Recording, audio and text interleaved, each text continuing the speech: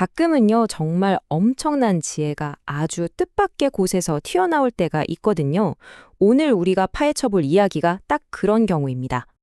이게 무슨 말일까요? 12세기 고려, 그러니까 권력의 최정점에 섰던 김부식이라는 사람이 남긴 시의 한 구절인데요. 아니, 평생을 바쳐서 얻은 그 대단한 성공을 왜 하필 달팽이 뿔 위에서 한 일이라고 했을까요? 정말 이상하죠. 역사상 가장 막강한 권력을 누렸던 사람이 왜 자기 인생을 이렇게 표현했을까요? 이 기이한 비유 속에 숨겨진 비밀을 푸는 게 오늘 우리가 할 일입니다. 그러려면 그가 쓴 시 한 편을 아주 깊숙이 들여다봐야 해요. 자, 그럼 단서를 찾으러 가볼까요? 김부식이 이 엄청난 깨달음을 얻었던 바로 그 장소, 고요한 절, 감로사로 먼저 떠나보겠습니다. 시의 제목부터가 벌써 힌트를 주고 있어요. 감로사차 해원운. 이게 무슨 뜻이냐면 감로사에서 해원 스님의 시에 운을 맞춰 답하다라는 거거든요. 여기서 중요한 게 차원이라는 건데요. 이게 그냥 시를 쓰는 게 아니라 다른 사람의 시에 화답하는 일종의 문학적 대화 같은 거예요. 그러니까 이 시는 김부식이 해원 스님과 깊은 대화를 나누다가 탄생했다는 거죠. 벌써부터 뭔가 분위기가 굉장히 사색적이지 않나요? 일단 김부식이 어떤 사람이었는지 알아야겠죠. 간단히 말해서 고려시대 최고의 엘리트였습니다. 이자겸의 난, 묘청의 난 같은 나라를 뒤흔든 큰 사건들을 해결한 영웅이었고 재상까지 올랐으니까요. 정말 파란만장한 정치 인생의 중심에 있었던 인물이죠. 그런데 그런 그가 시를 쓴 곳은 바로 조용한 절이었다는 거. 이 극적인 대비가 이 시를 이해하는 아주 중요한 열쇠가 됩니다. 자, 이제 본격적으로 시 속으로 들어가 보죠. 첫 구절부터가 심상치 않습니다. 시인이 지금 어떤 상태인지, 어떤 걸 보고 느끼는지를 알려주는 단서들이 숨어 있거든요. 시인이 제일 먼저 자기가 있는 공간을 딱 정의해버리죠. 속객부도처, 즉 세상의 번잡함이 닿지 않는 곳이다. 여긴 보통 곳이 아니다. 세상의 시끄러운 일들이 미치지 못하는 곳이다. 이렇게 선을 긋는 겁니다. 이 구절 한 글자씩 뜯어보면 정말 재밌어요. 먼저 속, 세속적이다, 세상 물정 이런 뜻이죠. 여기에 객, 손님이 붙습니다. 세속적인 손님. 이 손님이 부도, 이르지 못한다, 닿지 못한다. 어디에? 장소에. 자, 이 네 글자가 합쳐지니까 속세 번잡한 인간들은 절대 올 수 없는 특별한 장소라는 그림이 딱 그려지죠? 완벽하게 세상과 단절된 느낌 오시나요? 다음 구절 등림의 사청도 마찬가지예요. 등림은 그냥 보는 게 아니라 높은 곳에 올라가서 아래를 내려다보는 행위입니다. 이 행동을 하니까 주어인 의사, 즉 내 생각과 마음이 맑아진다는 거예요. 정말 멋지지 않나요?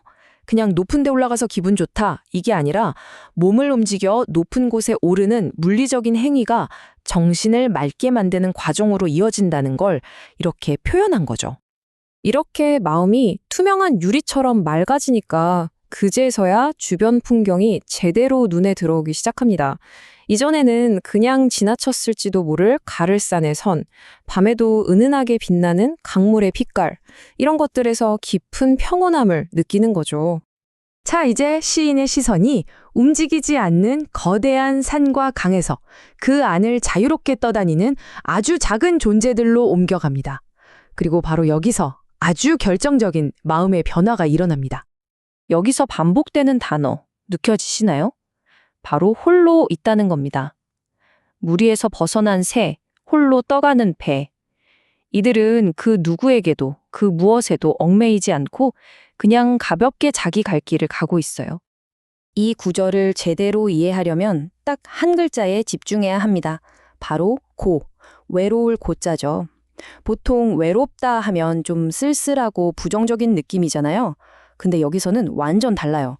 이 고는 무리에 얽매이지 않은 완벽한 자유와 독립을 뜻하는 겁니다.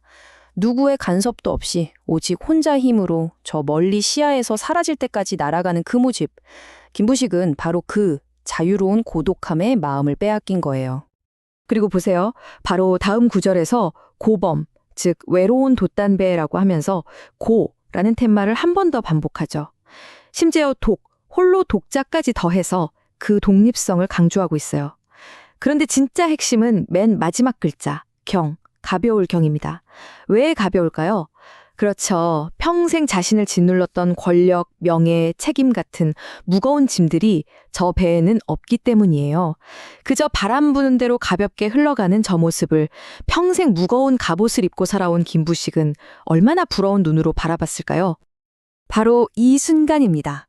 자연 속에서 완벽하게 자유로운 존재들을 목격한 시인은 드디어 자기 자신을 깊이 돌아보게 됩니다. 이제 우리가 맨 처음 만났던 그 수수께끼의 구절로 돌아갈 시간이에요. 이제 이 부끄러움이 어디서 왔는지 아시겠죠? 저 자유로운 새와 배를 보고 나니 자신의 삶이 다르게 보이기 시작한 겁니다. 그런데 대체 달팽이 뿔이 뭐길래? 이 비유는 와각지쟁이라는 아주 유명한 고사성어에서 왔습니다. 말 그대로 달팽이 뿔 위에서의 싸움이란 뜻인데 아주 사소하고 부질없고 하찮은 다툼을 비유할 때 쓰는 말이에요. 이 이야기는 고대 중국의 사상가 장자의 책에 나옵니다. 이야기는 이렇습니다. 위나라 왕이 이웃 나라가 약속을 어겼다고 막 화를 내면서 자객을 보내 복수하겠다고 해요. 그때 한 현자가 나타나서 왕에게 묻죠. 왕이시여, 달팽이에 대해 아십니까? 그러면서 이런 우화를 들려줍니다. 달팽이의 왼쪽 뿔에는 촉시라는 나라가 있고 오른쪽 뿔에는 만시라는 나라가 있는데 이 두 나라가 서로 딴을 뺏으려고 맨날 피 터지게 싸운다는 거예요. 그리고 현자는 왕에게 묻습니다. 이 끝없는 우주를 생각해 보십시오. 그 안에서 우리가 사는 이 나라는 보이기는 할까요? 그 말을 들은 왕이 깨달은 거죠. 아, 내가 지금 화내고 싸우려는 이 일이 결국 저 달팽이 뿔 위에서 벌어지는 전쟁이랑 다를 게 뭐란 말인가? 정말 대단한 비유죠? 바로 이 고대의 지혜를 통해서 김부식은 우리 모두에게 통하는 아주 보편적인 질문을 던지고 있는 겁니다. 과연 우리 삶에서 진짜로 가치 있는 건 뭘까? 자, 정리해볼까요? 이 시의 핵심은 결국 두 가지 가치의 대결이에요. 한쪽에는 달팽이 뿔 위에서의 싸움, 즉 공명, 명예와 성공, 권력 다툼 같은 것들이 있죠. 그리고 다른 한쪽에는 내면의 평화, 그러니까 저 새와 배처럼 자유롭고 스스로를 돌아보는 성찰과 지혜가 있습니다. 김부식은 평생을 한쪽 세상에서 살다가 말년이 되어서야 비로소 다른 쪽 세상의 가치를 온몸으로 깨닫게 된 겁니다. 결론은 이겁니다. 김부식은 자기가 평생을 바쳐 싸워온 그 치열한 정치판이 결국엔 우주적인 관점에서 보면 달팽이 뿔 위에서 벌이는 사소한 전쟁과 다를 바 없이 하찮은 것이었다는 걸 깨달은 거죠. 진짜 중요한 가치는 바깥 세상에서 얻는 성공이 아니라 모든 집착에서 벗어난 그런 지혜로운 마음 상태에 있다는 것. 이것이 그가 얻은 최종적인 통찰이었습니다. 자, 이제 마지막으로 이 질문을 여러분께 한번 던져보고 싶습니다. 김부식은 자신의 달팽이 뿔이 무엇인지 깨달았습니다.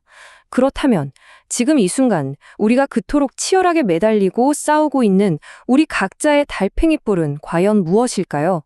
한 번쯤 조용히 생각해 보는 건 어떨까요?